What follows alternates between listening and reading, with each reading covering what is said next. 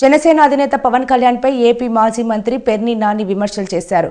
ఒక జంపాంగ్ అయిన వ్యక్తిని పార్టీలో చేర్చుకుని వీరుడిగా ఊహించుకుంటున్నారని ఎద్దేవా చేశారు.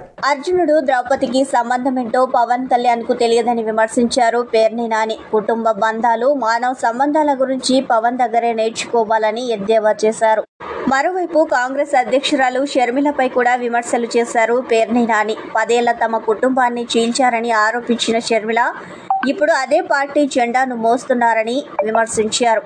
అన్నతో విభేదించి ఆయన శత్రువులతో చేతులు కలిపారని ఆరోపించారు. వీరికి తెలియదు, సరే పోతే పోయింది. చెల్లెల్ని తిట్టిస్తున్నాడు జగన్మోహన్ రెడ్డి గారని మాట్లాడతాడు. అయ్యా పవన్ కళ్యాణ్ గారు, కుటుంబ బంధాల గురించి, మానవ సంబంధాల గురించి, కుటుంబ జీవితం గురించి ఇక మీ దగ్గర ఈ ప్రపంచం నేర్చుకోవాలంటే ఎంతకన్నా హాస్యాస్పదం ఏముంది? పవన్ కళ్యాణ్ గారు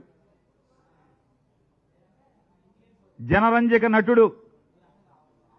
2009లో ప్రజారాజ్యం పార్టీ పెట్టినటువంటి మెగాస్టార్ చిరంజీవి గారు కేంద్ర మంత్రిగా, కాంగ్రెస్ పార్టీ రాజ్యసభ సభ్యుడిగా, కాంగ్రెస్ ప్రభుత్వంలో మన్మోహన్ సింగ్ గారి ముఖ్యమంత్రిగా ఉన్నటువంటి కాంగ్రెస్ ప్రభుత్వంలో కేంద్ర మంత్రిగా ఆయన ఉంటే,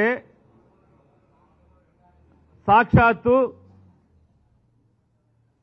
చిరంజీవి గారికి తోడబుట్టినటువంటి తమ్ముడుగా మీ పాత్ర ఏంటి? మీరేం చేశారు? ఎంత అవమానించారు?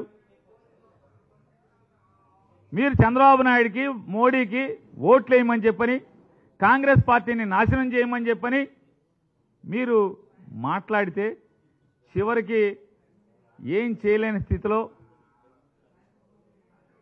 చిరంజీవి అభిమాన సంఘం మీటింగ్ అదే రోజు పెట్టుకుని వాళ్ళు చెప్పుకోవాల్సిన పరిస్థితి. రామ్ చరణ్ గారు, మా బాబాయికి మా నాన్నకి ఏం సంబంధం లేదు, మన ఫ్యాన్స్ వేరు, మనం అందరం కూడా కాంగ్రెస్ లైన్లో ఉండాలని చెప్పి చెప్పుకోవాల్సినటువంటి పరిస్థితి. మీరు అన్నల గురించి, బంధుత్వాల గురించి, బంధాల గురించి ఇంత పచ్చి స్వార్థంగా మీరు రాజకీయాల కోసం అన్నగారు ఎక్కడున్నాడు, అన్నగారు ఏం చేస్తున్నాడు, అన్నకి అవమానం కదా, చిరంజీవి గారికి నేను మాట్లాడే భాష, నేను వేసే గంతులు చిరంజీవి గారికి తలదించుకునే పరిస్థితి కదా అని చెప్పని ఆలోచన లేనటువంటి మీరు బంధాల గురించి, బంధుత్వాల గురించి మాట్లాడుతున్నారు. ఇక షర్మిలమ్మ గారి గురించి చెప్తున్నారు. ఎవరి షర్మిలమ్మ గారు? అన్నతో విభేదించి ఇవాళ అన్నగారి శత్రువులతో చేతులు కలిపి